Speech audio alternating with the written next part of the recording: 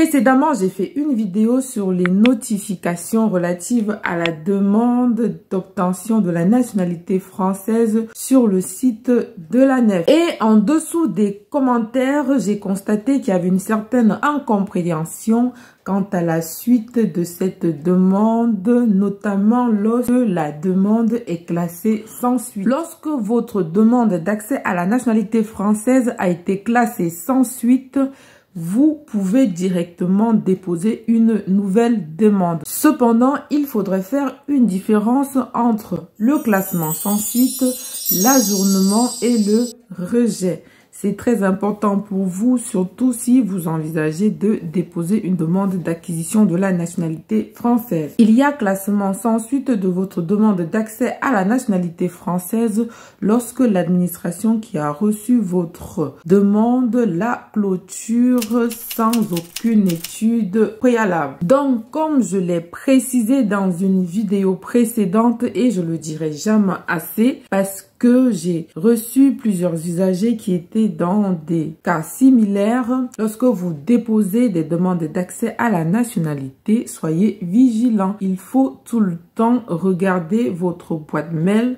vos spams et aller également dans votre espace de l'ANEF parce que parfois vous pouvez recevoir une notification sur l'espace de l'ANEF et ne rien recevoir dans votre mail. Si vous avez une notification de l'administration française concernant votre demande d'accès à la nationalité française et que vous ne répondez pas dans les délais impartis, ce délai le plus souvent qui est de 2 mois, l'administration va clôturer votre demande. À l'inverse, il y a ajournement de votre demande d'accès à la nationalité française lorsque, après étude de votre demande, l'administration la trouve opportune, mais parce que vous n'avez pas rempli certaines conditions exigées, il considère votre demande irrecevable. Et pour cette raison, il va vous dire de revenir à plus tard. Il y a ajournement le plus souvent lorsque le demandeur n'a pas respecté, par exemple, le critère de stabilité professionnelle ou le critère de stabilité financière. Il en est de même lorsque le demandeur n'a pas atteint le nombre d'années de résidence sur le territoire français.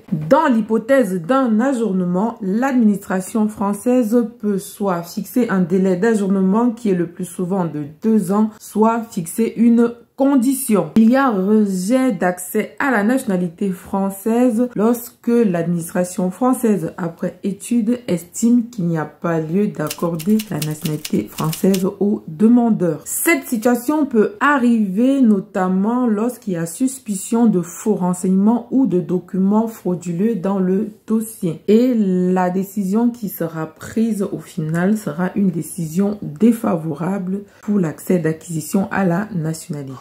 Pour clôturer, il faudrait savoir que contrairement à une demande qui a fait l'objet d'une demande sans suite, la demande qui a fait l'objet d'un rejet ou d'un ajournement peuvent faire l'objet d'un recours administratif. J'espère que cette vidéo vous aidera dans vos multiples démarches administratives.